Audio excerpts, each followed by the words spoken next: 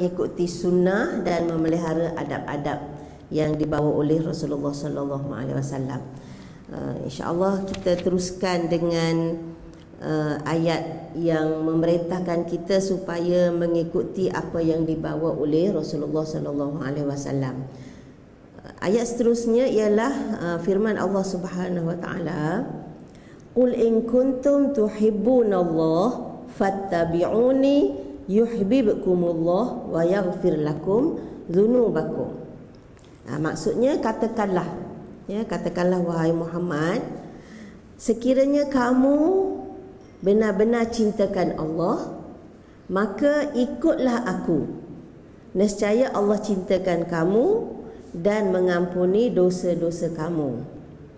Jadi ayat ini pada asalnya ditujukan kepada orang-orang musyrik, orang-orang kafir yang mendakwa bahawa mereka cintakan Allah, dan mereka berkata bahawa mereka sembah berhala ni tidak lain kecuali kerana mereka kasihkan Allah, dan penyembahan ini sebenarnya untuk mendekatkan diri mereka kepada Allah. Sebenarnya mereka mendakwa sebenarnya hakikatnya mereka bukan nak sembah berhala ni. Mereka sebenarnya nak sembah Allah. Cumanya berhala ni hanya perantaraan saja untuk menyatakan cinta mereka kepada Allah. Mereka pun cintakan Allah juga. Lebih kurang macam itulah dakwaan mereka. Jadi maka Allah Subhanahu Wa Taala memerintahkan Nabi sallallahu alaihi wasallam supaya memberitahu mereka, qul, katakan, in kuntum tuhibbunallah, kalau betul kamu cintakan Allah, kasihkan Allah, bukan dengan cara sembah berhala tu, tapi caranya ialah fattabi'uni, ikutlah aku, sebab aku ini utusan Allah. Jadi untuk menyembah Allah, untuk mendekatkan diri kepada Allah, tidak boleh dengan cara ikut suka sendiri. Sebab kita sebagai manusia, mana kita tahu apa yang Allah suka dan apa yang Allah tak suka. Macam kita kan, kita expect orang tahu kita suka ni tak suka ni. Boleh tak? Kalau dia bergaul lama dengan kita, kita bolehlah agak-agak kalau kita buat macam ni, nampaklah muka dia macam semacam ni, kita kata oh dia tak suka ni kan. Kalau kita buat benda ni, nampaklah dia seronok, kita pun tahulah dia suka. Jadi macam kita masak untuk suami kita kan, masak apa asam pedas, nampak wah berselera makan tu kan. Kita pun tahu oh dia suka asam pedas rupanya kan. Masak pula apa lain, kari ke apa, nampak lah slow je makan kan, tak menambah. Kita pun oh dia tak suka kot masakan ni. Macam itulah maknanya, kalau kita sama manusia, walaupun dia tak bagi tahu kita boleh agak-agak melalui pergaulan, melihat cara dia dan sebagainya. Tapi Allah Subhanahu Wa Taala, mampukah kita nak mengagak yang dia Allah suka, yang dia Allah tak suka? Kan tak mungkin. Jadi bagaimana cara untuk kita mengetahui apa yang Allah suka dan apa yang Allah tak suka? Tak ada cara lainlah melainkan melalui wahyu. Dan wahyu ni tidak diberi kepada semua orang. Wahyu hanya diberi kepada Rasul pilihannya. Jadi untuk kita mengetahui apa yang Allah suka, apa yang Allah tak suka, dan untuk kita mendapat cinta Allah, kasih sayang Allah, maka Allah perintahkan kepada Nabi sallallahu alaihi wasallam supaya berkata kepada orang-orang yang tak beriman tu, golongan yang mendakwa mereka nak sembah berhala kerana cintakan Allah tu, fattabi'uni, ikutlah aku, yuhibbukumullah, nescaya Allah cintakan kamu. Jadi artinya kalau kita nak dapatkan cinta Allah, kasih sayang Allah, tidak ada jalan lain melainkan dengan mengikut Nabi sallallahu alaihi wasallam, mengikut perintahnya, suruhannya, larangannya, perbuatannya dan sebagainya. Insya-Allah dengan mengikut apa yang dibawa oleh Rasulullah sallallahu alaihi wasallam, kita akan dicintai Allah. Bukan hanya sekadar Allah cinta, yuhibbukumullah wa yaghfir lakum dzunubakum. Dapat lagi bonus, iaitu Allah ampunkan dosa kamu. Maknanya bila dah ikut Nabi SAW, apa yang sebelum ni yang tak ikut tu, kan, yang salah jalan, tersesat tu, salah cara tu, insya-Allah akan dihapuskan, akan diampunkan dengan kita mengikut Nabi SAW. Dan nak ikut Nabi ni maknanya kena belajarlah apa yang Nabi suruh, apa yang Nabi larang, kan. Jangan duk khayal kata saya ikut Nabi ni, kan, ikut sunnah ni, tapi kita sendiri tak belajar apa sunnahnya tu, kan. Apa yang Nabi suruh, apa yang Nabi larang, duk khayal sendiri pun tak jadi juga. Jadi tak ada cara lain lah kecuali kena belajar apa yang Nabi sampaikan. Jadi apa yang Nabi sampaikan, Al-Quran dan sunnah dia lah. Jadi maknanya nak tak nak kenalah belajar Al-Quran, kena belajar sunnah supaya kita dapat ikut, dan dengan mengikutinya insya-Allah kita akan meraih cinta Allah. Dan kita dah baca sebelum-sebelum ni apa untungnya kalau Allah dah sayang seseorang tu, kan. Allah sayang seseorang. Ingat lagi ke bab apa kita belajar dulu, kan? Bila Allah sayangkan seseorang itu, maka dia kata apa? Dia jadi mata yang kita melihat, jadi telinga kita yang kita mendengar. Ya, seolah-olah Allah pelihara mata kita, Allah pelihara telinga kita, pelihara tangan kita, kaki kita, supaya tidak melakukan perkara-perkara yang Allah murka. Maknanya diri kita ni Allah pelihara, kan, daripada melakukan perkara-perkara yang Allah tak suka. Okey. Seterusnya firman Allah Subhanahu Wa Taala dalam surah Al-Ahzab, laqad kana lakum fi rasulillahi uswatun hasanah. Sesungguhnya bagi kamu pada diri Rasulullah sallallahu alaihi wasallam itu uswatun hasanah. Uswatun ni maknanya ikutan ataupun teladan yang baik. Maknanya kalau nak cari contoh teladan yang baik, maka Rasulullah sallallahu alaihi wasallam itulah. Kan? Jadi sama ada dari segi perkataannya, perbuatannya, kelakuannya dan sebagainya. Dan orang kata manusia ni memang difitrahkan tabiat dia suka meniru. Betul tak? Suka meniru, kan? Lebih-lebih lagi dia suka meniru orang yang dia kagum. Tengoklah macam katalah anak-anak muda dia kagum kepada artis, kan. Maka dia tengok apa artis tu buat, apa artis tu pakai, semuanya nak tiru, ikut gaya tu, kan. Lepas tu orang ambil sempena nama artis tu, buat nama jenama pakaian dia, kan. Yang dia nak jual pada artis tak pakai pun, buat jenama je. Siapa yang dia kagum, dia akan tiru. Jadi maknanya untuk melahirkan keseronokan kita mencontohi Rasulullah sallallahu alaihi wasallam tu, maknanya kita kena tanamkan dalam diri kita cinta kepada Nabi tu. Barulah kita seronok nak ikut dia. Kalau kita tak ada perasaan cinta, kagum kepada Rasulullah sallallahu alaihi wasallam, maka tidak lahir dorongan untuk kita jadikan Nabi itu ikutan.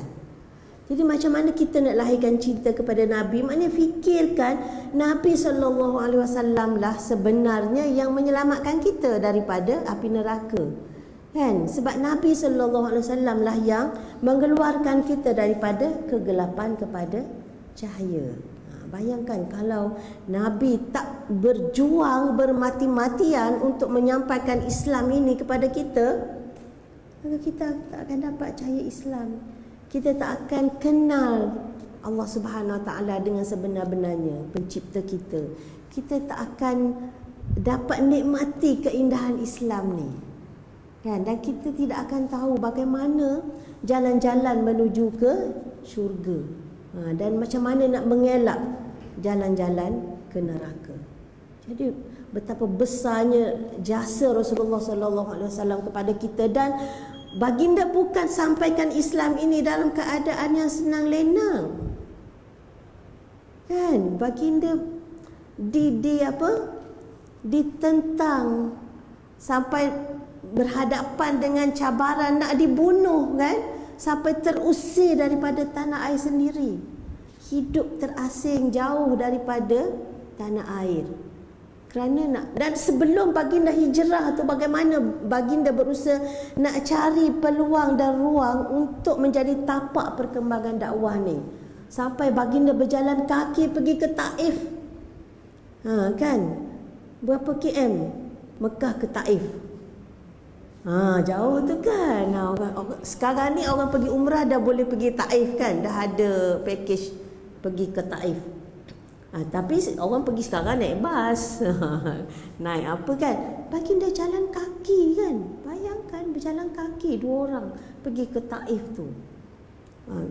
Kalau nak ikut pergi Taif tu, dia dah cukup 2 marhalah, dah wajib tawaf wada' tu. Kalau orang nak pergi Taif tu, dia ada wallahu alam lah, ustazah dengar orang yang biasa kata dia ada 2 jalan nak pergi Taif tu. Ada satu jalan memang lebih 2 marhalah dan kena tawaf wada'. Tapi ada jalan yang singkat dan tak cukup. Wallahu alam, orang duk pergi tu ikut jalan mana saya tak tahulah kan. Tapi nak ceritanya jauh lah kan, Mekah ke Taif tu pergi. Dan apa sambutan yang baginda dapat kan daripada penduduk Taif tu?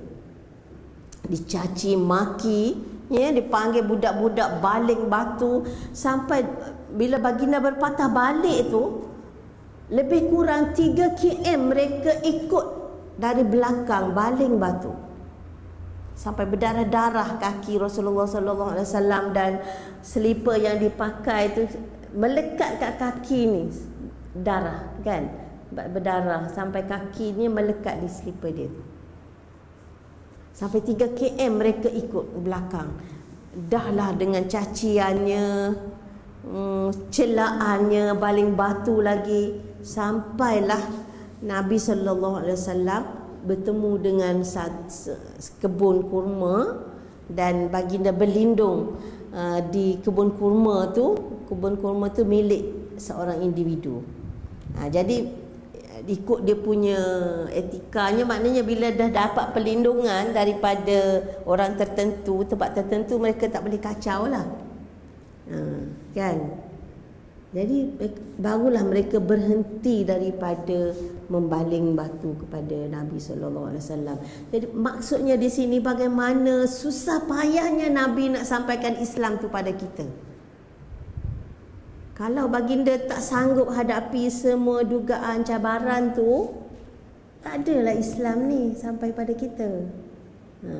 Jadi maknanya kalau kita kenang pengorbanan, perjuangan baginda sallallahu alaihi wasallam, insya-Allah akan lahir rasa cinta kita kepada baginda, rasa kagum kita kepada baginda, dan rasa seronok nak jadikan baginda itu sebagai teladan kita, insya-Allah.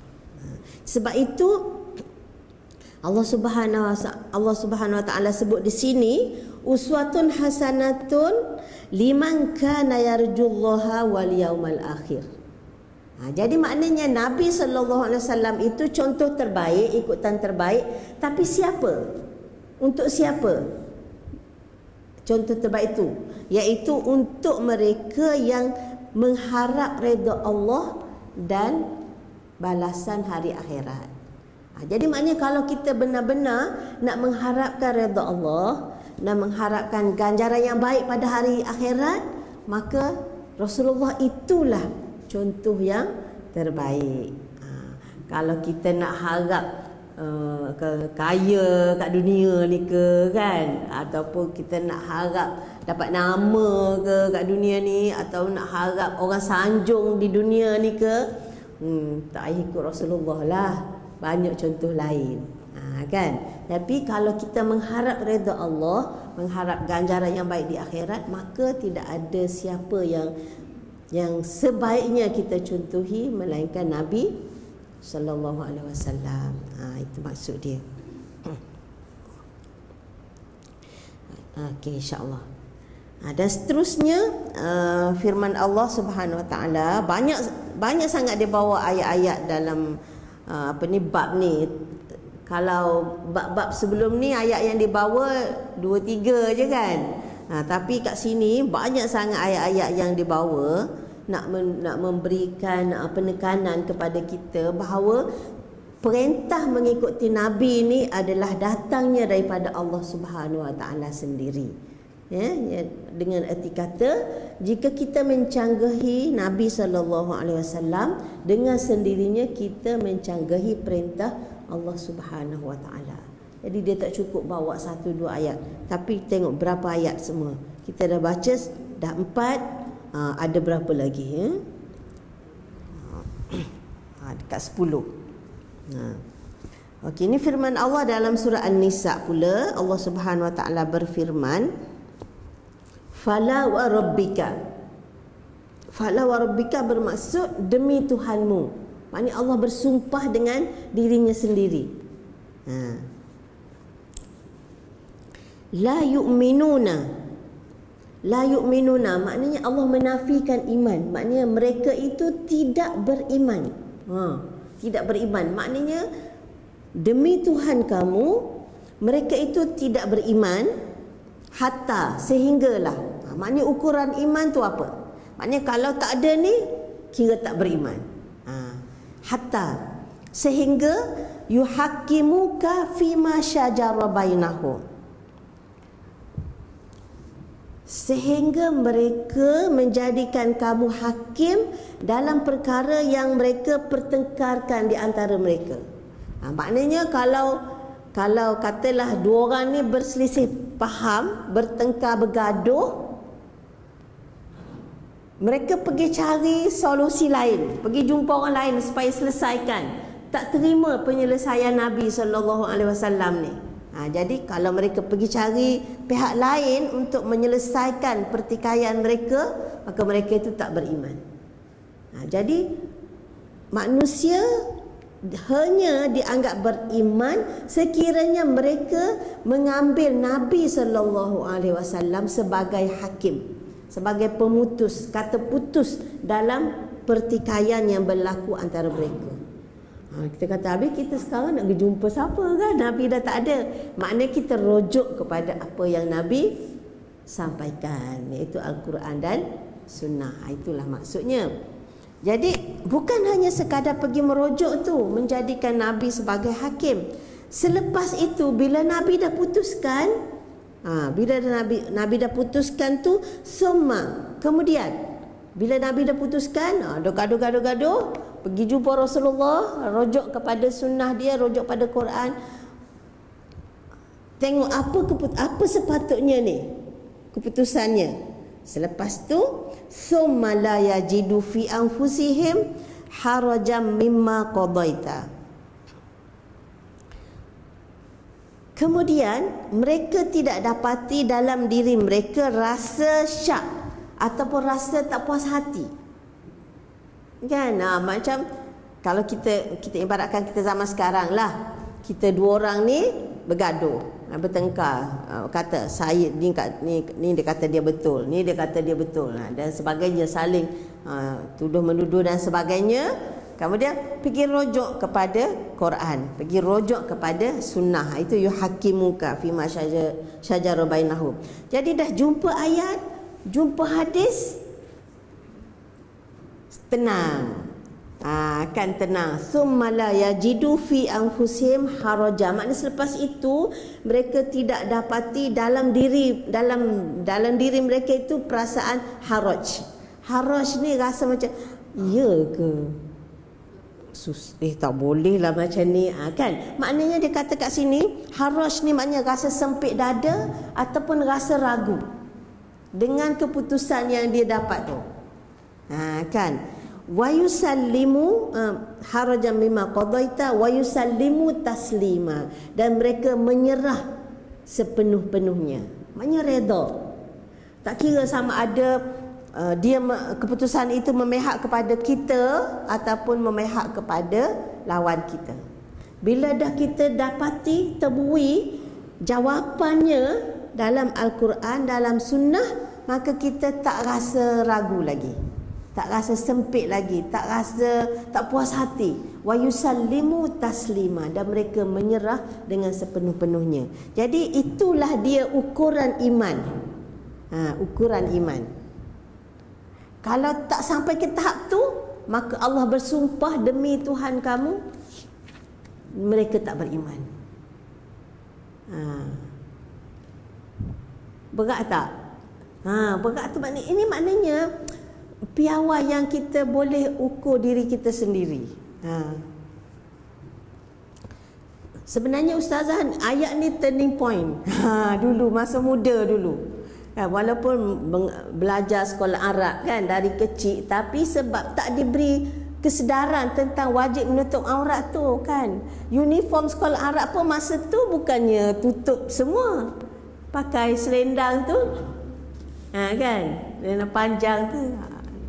Ada tak orang belajar sekolah kat Kelantan dulu? Selendang panjang tu dia pakai belik macam orang pakai selendang sekarang lah kan, tapi jambul tu nampak lah kan, dia start dari sini nampak jambul. Kita boleh kan. Mula-mula memang macam tu, pakai tudung selendang macam show sekarang, tapi kain dia apa tahu, kain net yang ada bulat-bulat ni tu. Dah lah kain net selendang tu, lepas tu belik pula daripada tengah ni kan, nampak jambul. Dah jadi uniform macam tu kan, maknanya sekolah pun macam tu, kemudian ustazah pun pakai macam tu. Tak ada tunjuk contoh tutup aurat dengan betul. Kita pun tak rasalah bahawa pakai tudung itu adalah sebahagian daripada kewajipan menutup aurat.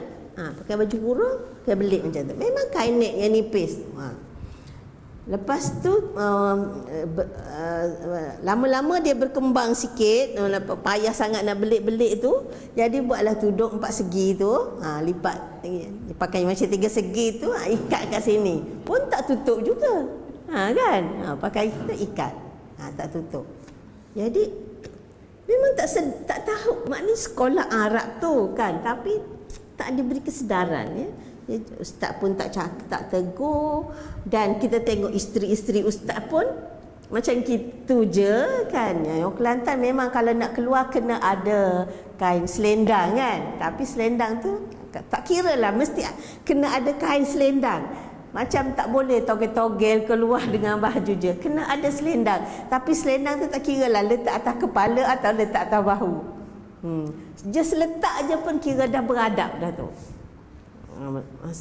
Jadi sampailah bila dah belajar tu, kita pun mula terdedah dengan baca buku semua kan, baca buku. Lepas tu barulah faham, rupanya kena tutup ni kan, kena tutup, tak boleh macam ni kan semua. Jadi macam mana nak mula tu? Nak mula tu macam tahu dah, tapi nak start orang lain tak buat kan semua tu. Jadi macam fikir nak start tu, tengok orang tak buat semua.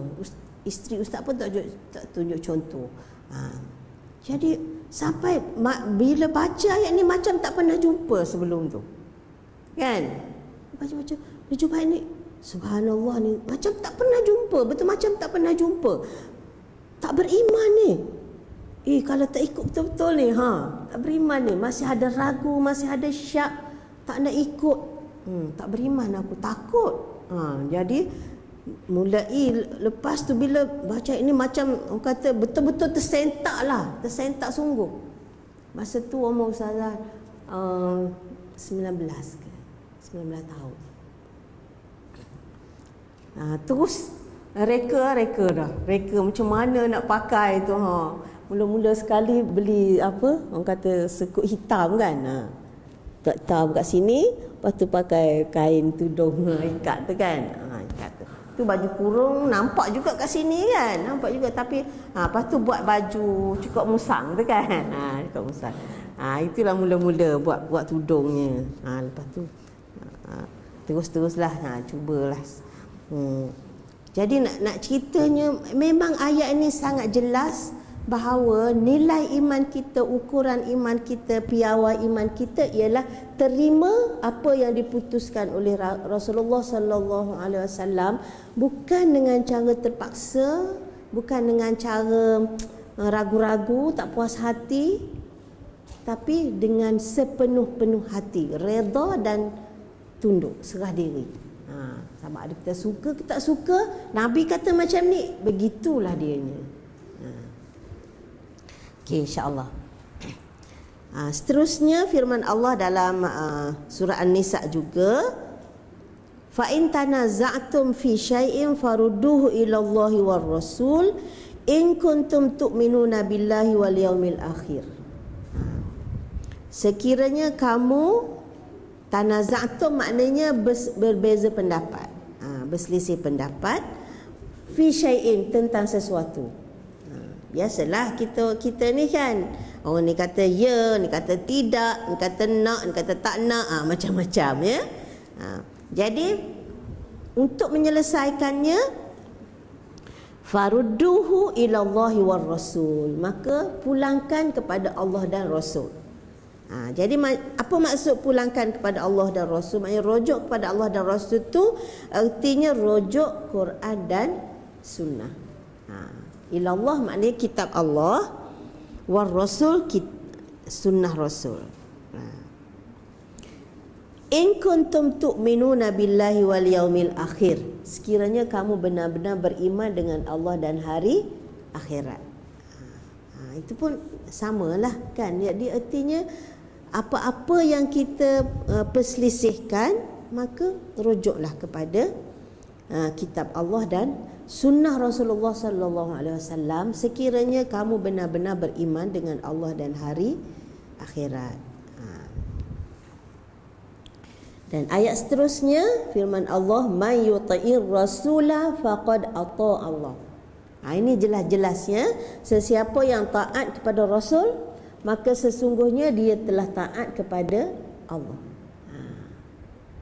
Jadi jangan kata kita hanya wajib taat kepada Allah, kita tak wajib taat kepada Rasulullah.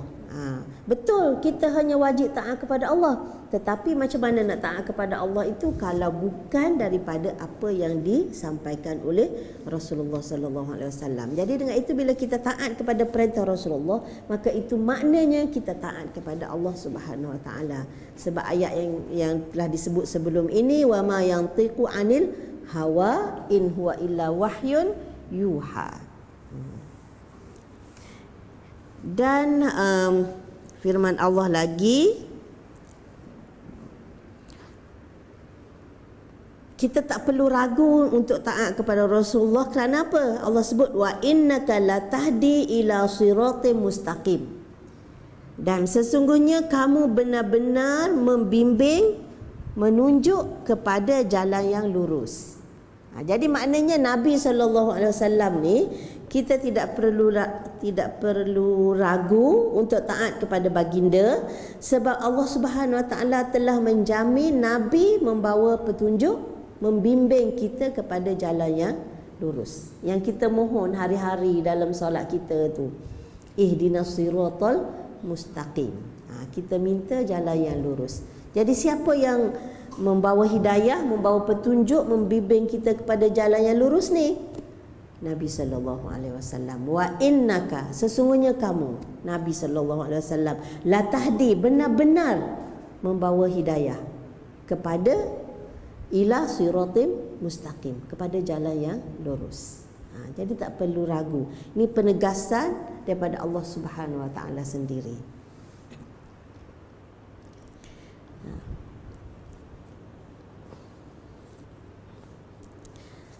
Dan ayat berikutnya Allah sebut falyahzaril ladzina yukhalifuna an amrih. Ini dalam bentuk ancaman. Sebelum ni dalam bentuk perintah.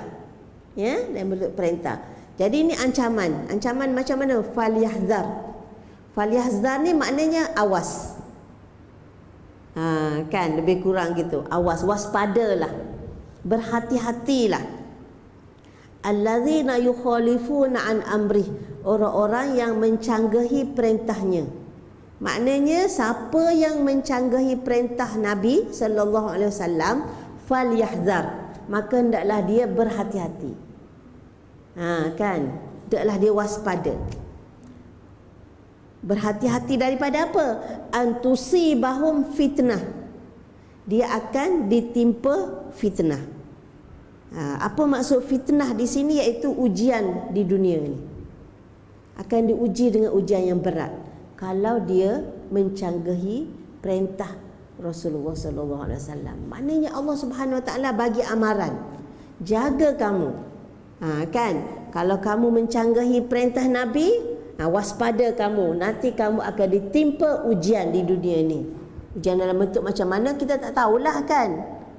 Tapi itu satu ancaman, satu peringatan daripada Allah Subhanahu wa taala jika mencanggahi perintah Nabi sallallahu alaihi wasallam, antusibahum fitnah.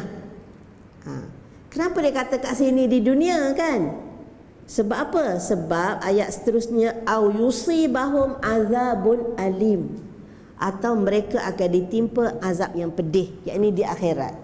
Maknanya Allah bagi peringatan dua perkara.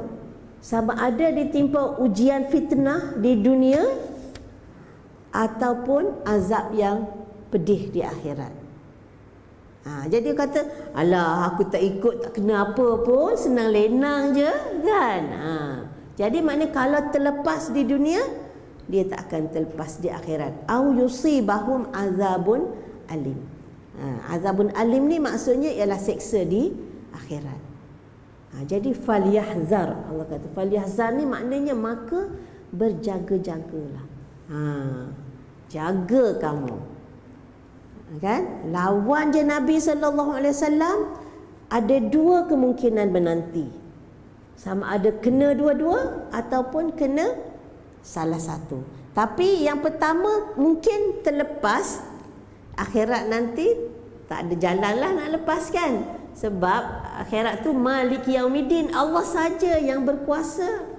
Kan? Allah tak bagi dah kuasa, tak sap-sap dah. Kat dunia ni nampaklah juga ada orang kuasa kan. Dia boleh buat apa saja. Dia nak tukar itu, tukar ini, kan.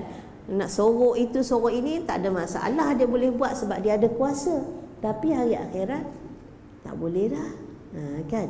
Jadi maknanya ancaman dua-dua. Mungkin dunia, mungkin akhirat. Kadang dunia tak nampak kan. Dunia tak rasa, tapi akhirat. Jadi sebab itu penting allazina yu'minuna bil ghaib ni, kan penting beriman kepada yang gaib ni, beriman kepada akhirat. Apa kata nak tunggu nampak seksa akhirat tu, kena tunggu mati dululah. Kan? Tapi lah dah mati boleh nak balik ke dunia ni? Tak boleh.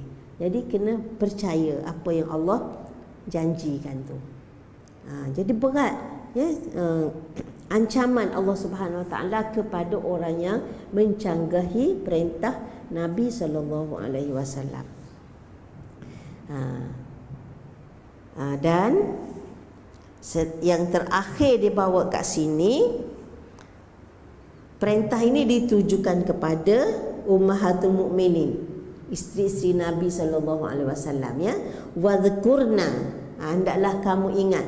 Kamu di sini ialah isteri-isteri Nabi sallallahu alaihi wasallam. Ma yutla fi buyutikunna min ayatillahi wal hikmah. Apa yang dibacakan di rumah-rumah kamu. Mana isteri dia lah kan, sebab wahyu ni turun di rumah mereka. Kan? Rumah Nabi. Yalah, wahyu ni bukanlah turun kat rumah Nabi sahaja kan. Tapi wahyu ni memang ada yang diturunkan di rumah Nabi sallallahu alaihi wasallam. Dan Nabi tu berada di rumah tu, maknanya mereka menyaksikan Rasulullah sallallahu alaihi wasallam melaksanakan apa yang diturunkan daripada wahyu, ya, perbuatan dia, perkataan dia, semuanya disaksikan oleh isteri-isteri baginda, tak ada sorok apa-apa kan.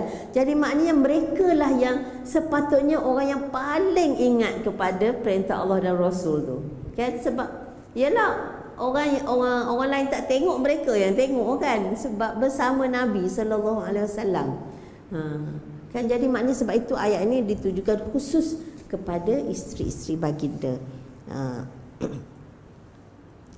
Jadi min ayatillahi wal hikmah, maknanya apa yang dibaca di rumah mereka ialah ayat-ayat Allah dan hikmah. Jadi ikut tafsiran ahli tafsir, maksud hikmah di sini ialah sunnah.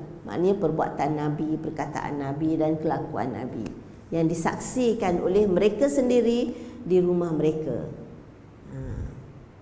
Jadi ini sebahagian ayat yang berkaitan dengan perintah supaya menjaga sunnah dan adab yang dibawa oleh Nabi sallallahu alaihi wasallam, dan dia bukan perkara yang kecil. Sebab apa? Sebab mengikuti sunnah Nabi bererti mentaati Allah dan Rasul. Mentaati Allah dan mencanggahi sunnah Nabi bererti melawan Allah Subhanahu Wa Taala, dan Allah memberi amaran yang keras akan ditimpa fitnah dunia dan juga azab pedih di akhirat. Jadi kalau kita dah tahu ini ayat Allah suruh macam ni, ini hadis Nabi cakap macam ni, maka hati-hati kalau kita tak terima apa yang disampaikan itu. Yang pentingnya kalau Quran tu kita kata semua sahih, semuanya betul, tak ada pertikaian dah kan. Tapi kalau kata hadis tu kena tengoklah juga. Kan, sebab hadis ni kemungkinan dia tak betul hadis. Bukan hadis pun orang kata Nabi buat gini. Jadi tanggungjawab kita ialah memastikan apa yang dikatakan hadis tu sahih.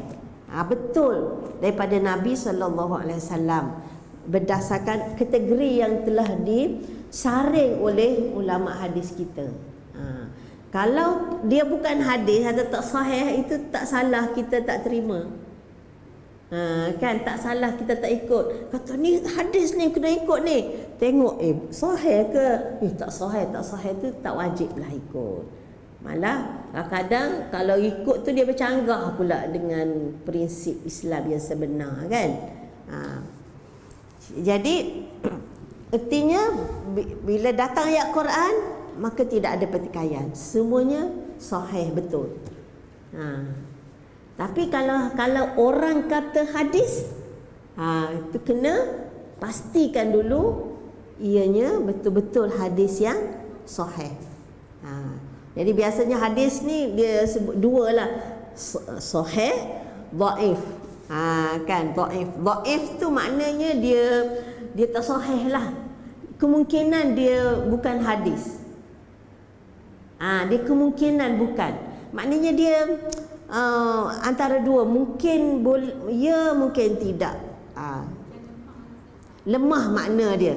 Lemah ni bukan dari segi matan tu, dia sebenarnya dari segi periwayatan tu. Sebab dia dalam rangkaian dia panggil sanad tu ada orang yang dipertikaikan kejujuran dia. Maka apa yang disampaikan tu tak boleh dikata, tak boleh sepenuhnya kita kata ni sahih. Dan satu lagi dia panggil maudhu'. Maudhu' ni palsu. Dia tak ada langsung sanad dia sampai kepada Rasulullah sallallahu alaihi wasallam. Jadi sebab dia cara periwayatan hadis ni maknanya ni daripada Nabi, kemudian daripada Nabi turun kepada sahabat, kemudian kepada sahabat orang selepas dia, tabi'in, lepas tu tabi'in, lepas tu tabi'in, kemudian sampailah kepada penulis Bukhari ke, Muslim ke, Abu Daud ke, Tirmizi ke, macam tu kan. Jadi maknanya yang rangkaian tu, rantaian orang yang menyampai tu, orang ni turun di sini, orang ni sampai sini, situ tu dia panggil sanad. Sanad. Sin nun dal. Dia panggil sanad. Jadi sanad tu adalah mata rantai orang-orang yang menyampaikan hadis tu. Jadi sekiranya setiap generasi yang menyampaikan hadis tu semuanya orang yang dipanggil thiqah. Thiqah ni maknanya yang boleh dipercayai, maknanya akhlaknya bagus, hafalannya baik, cara dia jaga hadis tu sangat disiplin. Sebenarnya setiap orang tu yang bawa tu dia panggil thiqah, boleh dipercayai dengan dari semua segi lah.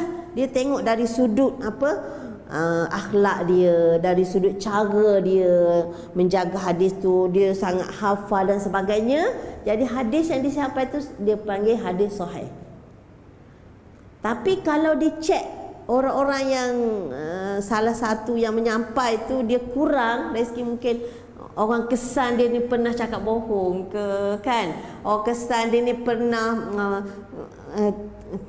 kurang ingatan dia ke, bukan nyanyuk tak, mana ingatan dia macam tak berapa sharp lah, kan. Macam kita lah kadang cari kunci tak jumpa, kan. Letak kunci kat sana, kita cari kat sana. Tu kan. Itu banyak ingatan tak berapa kuat. Jadi orang-orang macam ni kalau hadis yang diambil daripadanya selalunya dikategorikan sebagai dhaif. Macam tu. Tapi dia ada sanad. Tapi orang yang dalam sanad tu dia tak berapa kuat. Tu dhaif lah hadis tu. Tapi yang satu lagi dia panggil maudhu'. Maudhu' ni memang tak ada sanad langsung. Maknanya dengar orang cakap, lepas tu dia cek dalam semua kitab-kitab hadis, tak ada pun sanad tu daripada siapa ke siapa ke siapa ke siapa, tak sampai kepada Rasulullah sallallahu alaihi wasallam. Sanad pun tak ada. Itu dipanggil maudhu'. Maudhu' ni hadis palsu, memang terus kena tolak. Tolak. Maknanya tak boleh dijadikan sandaran lah. Cumanya kalaulah kata dia punya makna tu betul, walaupun maknanya makna dia tu tak bercanggah dengan prinsip Islam, kita tak salah kita ambil, tapi kita tak boleh kata dia hadis lah. Kita kata ini ada orang kata hukama ke, ahli bijak pandai ke berkata begini-begini, itu je lah. Jadi artinya yang kita wajib ikut ialah Quran dan hadis sekiranya dia sahih. Jadi insya-Allah buku Riyadhus Salihin yang kita baca ni, jadi Imam Nawawi memang dia susun mengikut bab-bab. Dalam setiap bab itu dia pilih hadis yang sahih. Insya-Allah. Jadi maknanya apa yang kita baca dalam kitab ni kita boleh peganglah insya-Allah, ya. Sebab dia kumpul yang sahih.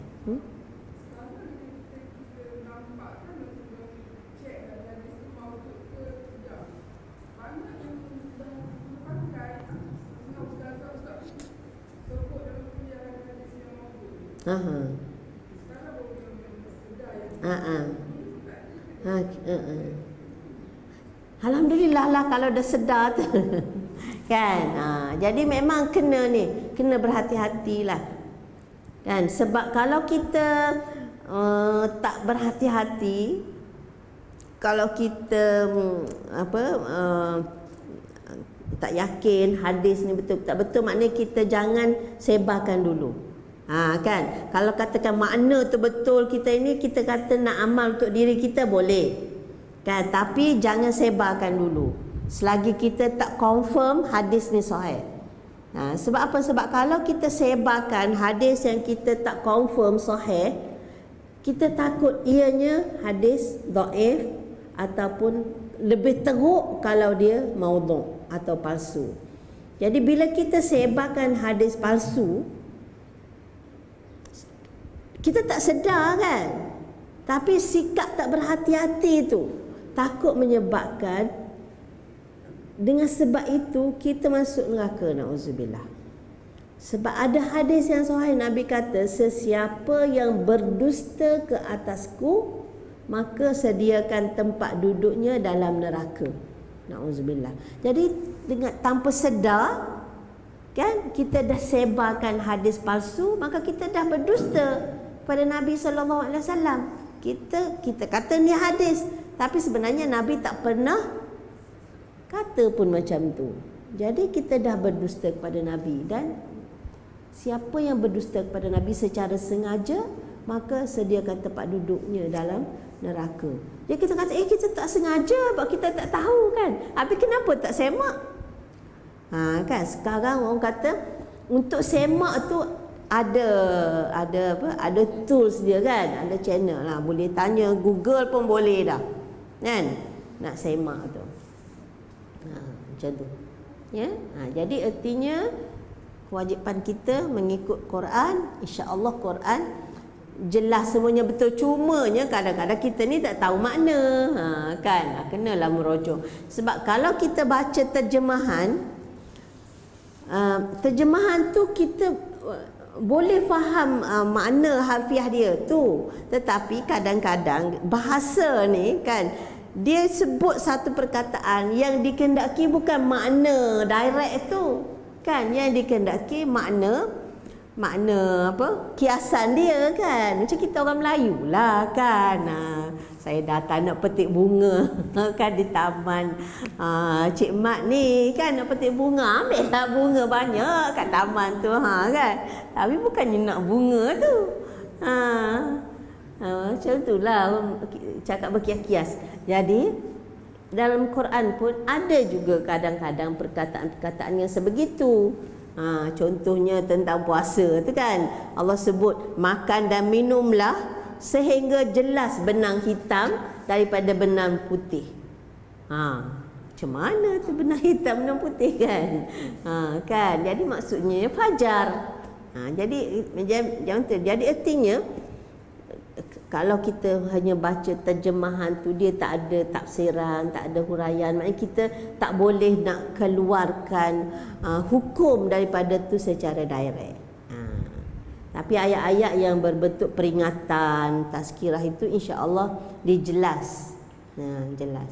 Wahai orang beriman, ya ayyuhallazina amanu ibtaghu ilaihil wasilah. Carilah jalan untuk mendekatkan diri pada Allah. Jadi ayat itu jelas kan, uzkurullah zikran katsira, sebutlah nama Allah dengan sebanyak-banyaknya. Itu pun jelas lah kan, dah suruh zikir, banyak zikirlah je kan.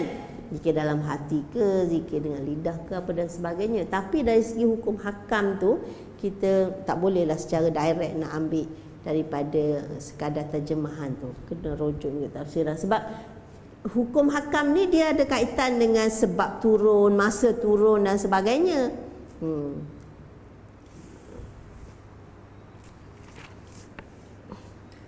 Okey. Dah 10 tu. Okey. Jadi dia kata wal ayatu fil babi katsirah. Ini contoh je yang dia bawa, dan dia kata ayat-ayat lain yang berkaitan dengan bab ni, bab perintah supaya mengikuti sunnah Nabi ni sangat banyak. Jadi kalau nak bawa tak cukup lah kan nak bincang, sebab fokus dia ialah kepada hadis. Okey, insya-Allah sebelum kita baca hadis, kalau ada soalan, kemusykilan dulu nak tanya. Ada?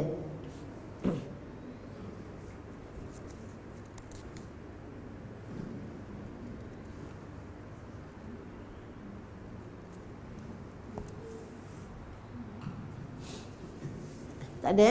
Yang ada?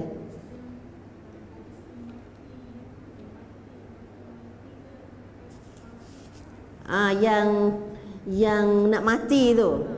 Yang itu kalau kita baca dalam sirah dan sejarah tak ada. Kan tak ada yang kisah macam tu. Sebab kata-kata Nabi SAW yang terakhir dalam sirah yang kita baca tu, ila rafiqil a'la, ditunjuk atas. Ila rafiqil a'la maknanya berangkat ke teman yang maha tinggi lah kan. Maknanya dia apa dia? Rekaan lah, rekaan. Kan. Jadi Nabi kalau dalam sirah maknanya terakhir dia sebut ila rafiqil a'la, dia tunjuk atas tu sampailah tangan dia terkulai.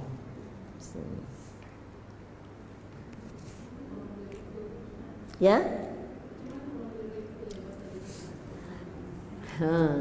Sebenarnya itulah orang reka hadis ni, sebenarnya dia banyak tujuan, ada tujuan baik, ada tujuan baik. Misalnya satu zaman tu orang suka reka, dia kata apa? Dia kata sebab dia tengok orang dah tak baca Quran kan, orangnya macam malas nak baca Quran, jarang baca Quran. Jadi dia nak menarik orang supaya baca Quran ni, dia pun reka lah hadis kata siapa baca surah ni pahalanya begian. Itu tujuan baik lah. Jadi walaupun tujuannya baik kan, tapi salahlah perbuatan tu. Itu satu. Yang kedua, kadang-kadang dia antara sebabnya dia nak menarik sokongan kepada dia panggil firqah. Maknanya kepada parti dia. Kan, kepada parti dia. Jadi dia berebut kan. Orang ni berebut ni, orang ni berebut, dia nak naik kan. Jadi dia pun reka hadis menunjukkan kelebihan puak dia ni. Kalau maknanya disebutlah apa-apalah yang menunjukkan ada kelebihan puak dia. Itu satu. Yang ketiganya, memang ada tujuan jahat nak merosakkan Islam dari dalam. Jadi bawalah hadis, kononnya Nabi cakap macam ni, tapi perkara itu sebenarnya akan memburukkan wajah Islam. Memang ada tujuan jahat macam tu, ada juga. Jadi artinya faktor-faktor yang mendorong orang reka hadis tu, tengok keadaan dia lah.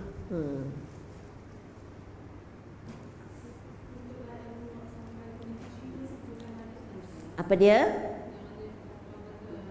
Tutuplah ilmu. Tak ada. Tak ada hadis. Tapi maknanya tak salah. Kan, maknanya tak salah. Maknanya nak memberi gambaran bahawa Islam ini sangat-sangat menggalakkan orang mencari ilmu, tak kira di mana.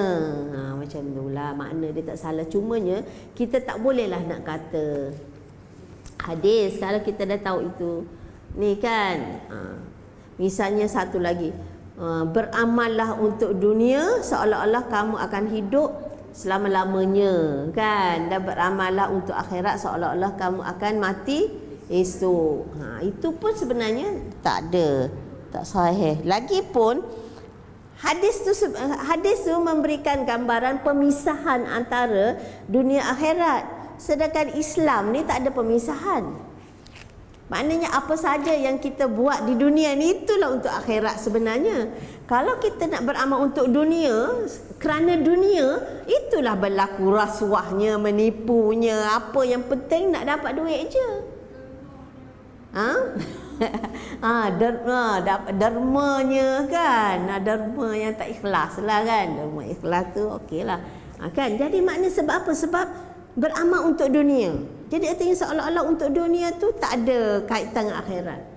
Itu tak betul kan? Sedangkan kita dalam Islam mengajar kita, dunia ini ladang, tempat bercucuk tanam, dan akhirat tempat mengutip hasil. Jadi apa yang kita nak tanam ni mestilah sesuatu yang bermanfaat di sana. Kan, bermanfaat di sana. Jadi artinya tak bolehlah nak menipu ke, nak rasuah, nak derma nak derma ke apa. Kan, macam tu. Ya.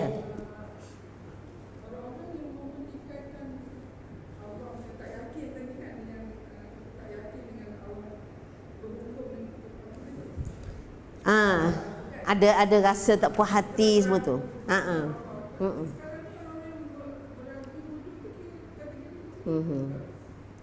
Kalau betul kalau betul dia mempertikaikan apa yang disebutkan oleh Allah, itu ya, dia kena periksa iman dia lah tu. Kan? Maknanya kalau dia betul kata, betul ke Allah suruh sampai potong tangan ni, kejam sangatlah, takkanlah kan. Maknanya dia, kalau dia mempersoalkan begitu, itu kena periksa iman dia lah tu. Kan? Maknanya kalau dia mempertikaikan apa yang Allah sebut tu, nak sebab 100 kali matilah orang tu kan. Misalnya lah kan. Ataupun dia kata, alah, hukuman tu sesuai lah zaman dulu, sekarang mana boleh kan. Macam dia seolah-olah Allah tu tak tahu apa yang berlaku zaman sekarang ni kan. Macam seolah-olah mempertikaikan Allah itu maha mengetahui. Ilmu Allah tu melangkaui zaman dan tempat kan. Ya, kalau mempertikaikan memang kena periksa iman dia lah. Cumanya kita faham juga bila kata melaksanakan terima hukum Allah ni, kan tak bolehlah hanya fokus kepada hudud itu sahaja.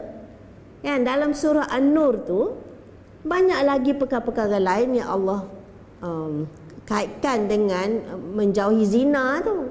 Kan sebab tujuan Allah sebut di awal surah An-Nur, orang yang berzina, lelaki dan perempuan adalah disebat 100 kali tu, tujuannya ialah untuk membanteras jenayah zina tu. Kan bukan nak fokus kepada hukuman 100 kali tu. Kalau hukuman sebat 100 kali pun zina tak dapat dibendung, tak capai juga maksud, kan? Faham tak? Jadi sebab itu dalam surah An-Nur tu dia bukan hanya sebab itu sahaja untuk mengelak mengawal zina tu. Sebenarnya banyak lagi yang lain yang kena dibuat. Sebab itu surah An-Nur tu dimulakan dengan ayat suratun anzalnaha wa faradnaha. Ini surah ni, satu surah ni, kan, bukan satu ayat tu. Yang hudud tu hanya satu ayat daripada surah. Tapi Allah sebut tu suratun, satu surah ni anzalnaha wa faradnaha, kami turunkan dan kami fardukan. Jadi banyak elemen-elemen lain yang Allah ceritakan sepanjang surah An-Nur ni, yang mana tujuannya adalah untuk mengelak dan mengekang jenayah zina tu. Jadi maknanya tak bolehlah kita fokus hanya kepada melaksanakan sebab tu. Tapi yang lain-lain tu kita macam seolah-olah tak apa. Tak buat. Itu maksud dia.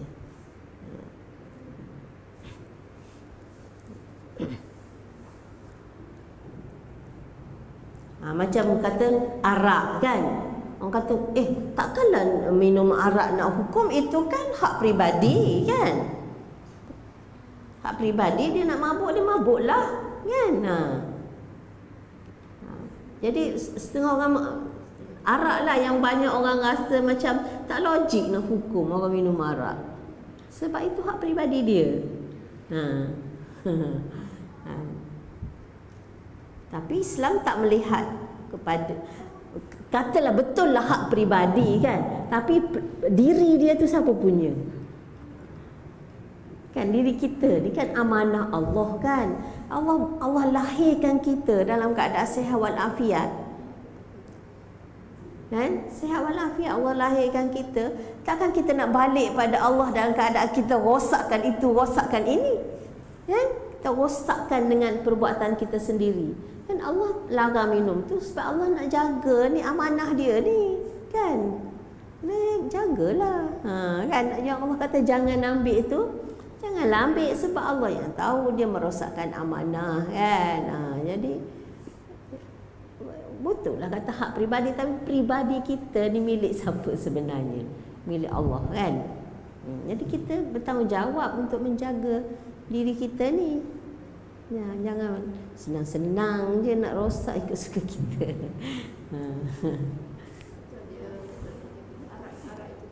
Apa dia?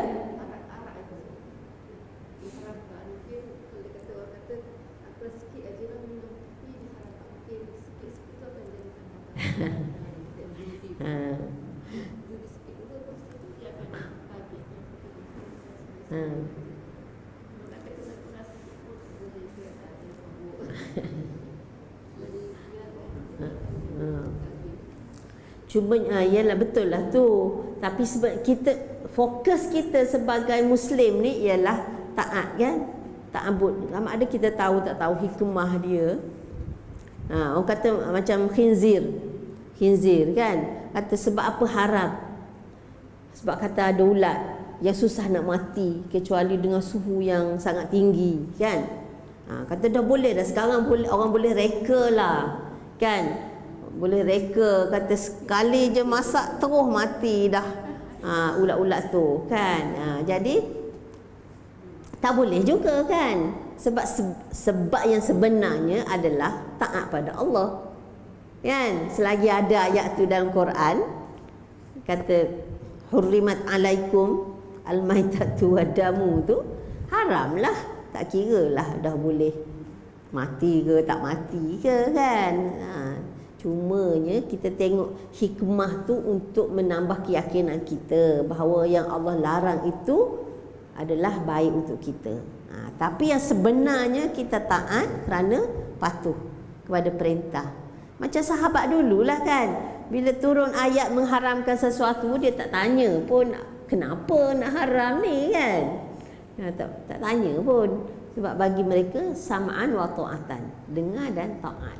Macam tu. Jadi sekarang ni baru orang tahu hikmah itu, hikmah ini kan. Jadi sebelum tahu hikmah tu pun tetap kena taat juga.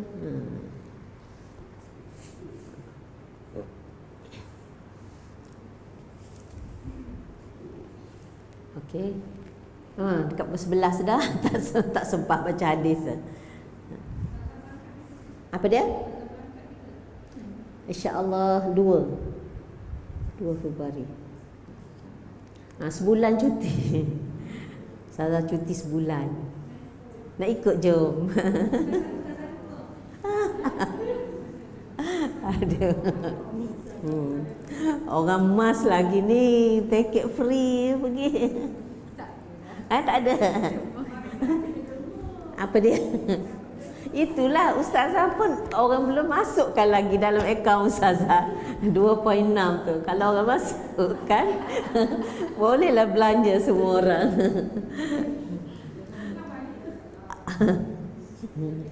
Itulah mulianya hati ya, pulang balik.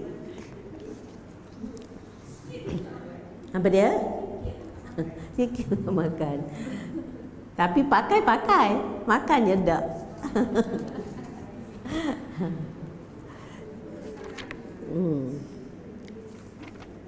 Okey, kita baca satu hadis ya. Sikit lagi kita baca satu je hadis. An Abi Hurairah radhiyallahu anhu anin Nabi sallallahu alaihi wasallam. Ya, hadis ini daripada Abi Hurairah radhiyallahu anhu daripada Nabi sallallahu alaihi wasallam. Da'uni ma taraktukum. Da'uni ma taraktukum. Maknanya da'uni ni artinya kalau kita terjemah harfiah maknanya tinggalkan aku. Maknanya tinggalkan aku ni maknanya daripada banyak tanya. Yang ni bila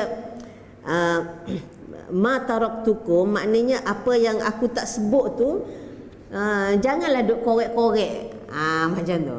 Maksudnya da'uni ma taraktukum maknanya tinggalkan aku apa yang aku tinggalkan kepada kamu. Maksudnya tinggalkan kepada kamu di sini ialah apa yang aku tak sebut, maknanya apa aku dah cakap, jangan duk banyak tanya-tanya. Tanya melarang tanya banyak ni ialah tanya untuk orang kata apa, untuk apa nak kata, tanya macam untuk memberat-beratkan, membeban-bebankan diri. Kita baca sampai habis dulu. Innama ahlaka man kana qablakum kathratu su'alihim wa ikhtilafihim ala anbiya'ihim. Kerana sesungguhnya yang membinasakan umat sebelum kamu ialah mereka banyak tanya dan banyak berselisih faham dengan nabi mereka. Jadi dia kata di sini jangan, maksud dia sini dia kata jangan banyak bertanya untuk menimbulkan keraguan. Ya ke macam ni? Kalau macam ni macam mana? Kalau gitu macam mana? Macam itulah, seolah-olah dia tanya tu bukan untuk faham, tapi untuk menimbulkan keraguan. Jadi bila dah tanya, ya ke gitu, ya ke gini, kalau gini macam mana, gini macam mana, lama-lama tak, lama-lama sampai kepada tak buat. Kan? Sampai jadi kalau contoh yang paling mudah nak fahamnya macam yang berlaku antara Bani Israel dengan Nabi Musa alaihissalam lah, pasal kisah sembelih lembu tu. Kan? Fa iza nahaitukum an syai'in fajtanibuh. Apabila aku larang kamu dari sesuatu, maka hendaklah kamu jauhi. Sebab bila larang, berhenti buat. Tak susah-susah lah kan. Jangan buat, tak buatlah. Wa idza amartukum bi amrin fa'tu minhu mastata'tum. Apabila aku perintahkan kamu sesuatu, maka datangkan dengannya ataupun laksanakannya apa yang kamu mampu. Jadi maknanya kalau nak buat apa yang disuruh, itu kena ada keupayaan. Sebab apa? Nak buat yang disuruh ni sebab benda tak ada nak buat. Jadi dia ada memerlukan persediaan itu ini kan. Jadi kalau tak mampu tak boleh nak buat. Jadi sebab itu yang dilarang tu Nabi tak kaitkan dengan mampu ke tak mampu. Sebab larang, jangan buat, tak buat kan. Tapi kalau suruh nak buat, kena buat persiapan. Yang tak mampu, buatlah setakat mampu. Contoh mudahnya katalah Nabi larang makan bangkai, kan? Larang makan ayam tak sembelih. Pergi kedai tengok ni ayam tak sembelih, tak payah belilah. Kan senang, tak ada masalah. Jadi tapi kalau nak buat apa yang disuruh, dia kena ada persediaan, ada syarat. Dia tak mampu, katalah suruh semayang, kan? Suruh semayang. Lepas tu nak semayang kena ada pakaian, kena tutup aurat, kena ada wuduk. Ni macam mana? Nak ambil wuduk, tak ada air, kan? Nak tutup aurat, tak cukup kain, kan? Jadi buat sekadar yang kamu mampu, mastata'tum. Jadi nak tutup aurat, kain tak cukup. Masuk waktu nak solat, wuduk dah ambil. Tapi tak ada telekung. Pakai tudung pun tudung nipis, tak boleh tutup, kan? Pakai baju kain, tak bawa stokin. Kat situ tak ada orang sediakan telekung apa kan? Jadi fa'tu minhu mastata'tum. Solat apa yang kita mampu, jangan tak solat. Dia kata fa'tu minhu mastata'tum. Buat apa yang kamu mampu. Jadi sekarang dah ambil wuduk nak solat, tengok stokin tak bawa. Kan tak pakai stokin katalah. Tak ada stokin lah. Jadi kaki nampak lah kan. Kata tak boleh solat lah macam ni sebab tak ada stokin. Nampak aurat ni. Tak apa. Solat setakat mampu tu. Solat lah, tak payah pakai stokin lah. Itu maksudnya faktu minum. Buat juga. Tapi buat sekadar yang mampu tu. Jadi jangan sebab tak mampu sikit langsung tak buat. Tak. Macam tu. Nak ambil wuduk tak boleh. Tak ada air. Nak tayamum tak boleh. Ada debu ke apa? Solat juga dalam keadaan tak berwuduk, tak bertayamum. Artinya faktu buat kena buat. Tapi buat sekadar yang mampu. Macam tu. Tapi yang larang tu berhenti terus. Sebab dia tak perlu persediaan apa-apa kan. Just tak payah buat je. Okey, jadi dia kata kat sini yang dia tak boleh nak tanya tu sebab tanya untuk menimbulkan keraguan, tapi tanya untuk faham macam mana nak buat, itu tidaklah dilarang, kan? Contoh macam Bani Israel itulah Nabi suruh sembelih lembu. Lembu tu semua orang faham kan, kalau maknanya simple je. Innallaha ya'murukum an tazbahu baqarah. Sesungguhnya Allah perintahkan kamu supaya menyembelih seekor lembu. Tak ada apa, ada masalah kan? Nak kena sembelih lembu, pergilah ambil lembu sembelih je lah. Kan? Tapi tanya, lembu macam mana, warna apa, kan, apa semua. Last sekali dah susah nak cari yang macam tu lah kan. Jadi benda yang jelas tak perlu ditanya, tak perlu disoal, tak payahlah tanya, kan. Macam tu. Okey, insya-Allah hari ni kita sempat baca satu hadis. Maknanya hadis ini dibawa dalam bab ni menunjukkan bahawa pada asalnya kita kena ikut apa yang Nabi perintahkan. Sekadar yang kita mampu dan meninggalkan apa yang Nabi larang itu tanpa alasan lah kan. Kecuali dalam keadaan darurat tu lain. Kan itu pengecualian lah, macam dilarang makan bangkai, kan? Dalam keadaan yang sangat terdesak, tak ada makanan yang halal, itu diharuskan sekadarnya. Okey, insya-Allah kita pun dah tepat-tepat pukul 11. Ada soalan last ke? Tak ada eh? Ya, last.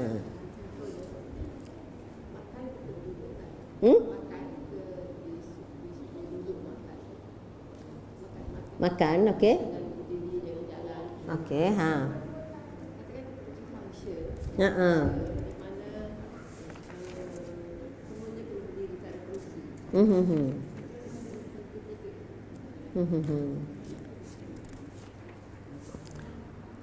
Haram ke makan berdiri itu? Tak haram makan berdiri asalkan makan halal, kan? Tak adalah sampai haram. Sebab tu adab, kan? Dia adab ni dia tak berat macam sunnah, kan? Jadi maknanya itu jaga adab. Jadi kalau katakan adabnya makan dalam keadaan duduk. Kalau berdiri tu kita macam kurang adab, macam tu. Jadi kalau tak boleh nak duduk, makan berdiri tu maknanya tak adalah sampai jatuh mencanggahi sunnah. Apa dia? Tak saya tu kebiasaan kita, kan?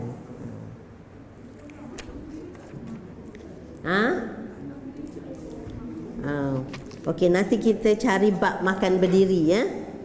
Jadi nak kata hukum tu makruh ke apa ke, dia kena ada dalil yang jelas lah, kan? Jadi ustazah pun lupa dia punya nasnya. Nanti ustazah carikan, nanti ustazah bagi tahu. Sebab kalau kita kata makruh itu kita dah jatuh hukum, kan? Dia jatuh hukum. Kalau jatuh hukum tanpa sandaran, itu satu yang tak betul lah, kan? Jadi kena ada sandaran nas dia. Okay, insya-Allah. Nanti insya-Allah ustazah cek. Apa dia?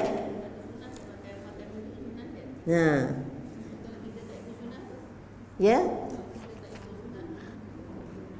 Itulah dia sunnah ni, kan? Dia banyak kategorinya, kan? Dia banyak kategorinya. Berarti kalau Nabi suruh, dia kalau sunnah perbuatan itu dia ada kategori dia.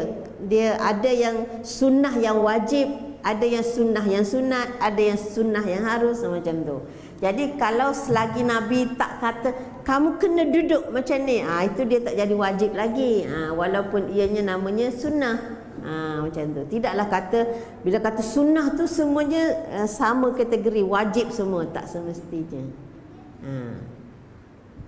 Dia sebab sunnah kan ada kategori yang perbuatan, perkataan, pengakuan.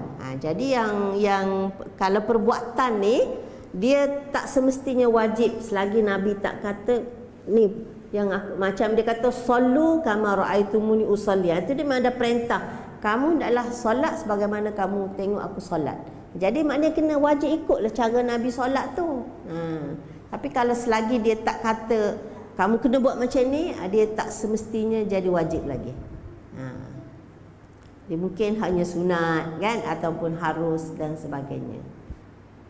Kena ikutlah dalil-dalil yang sokongan dia.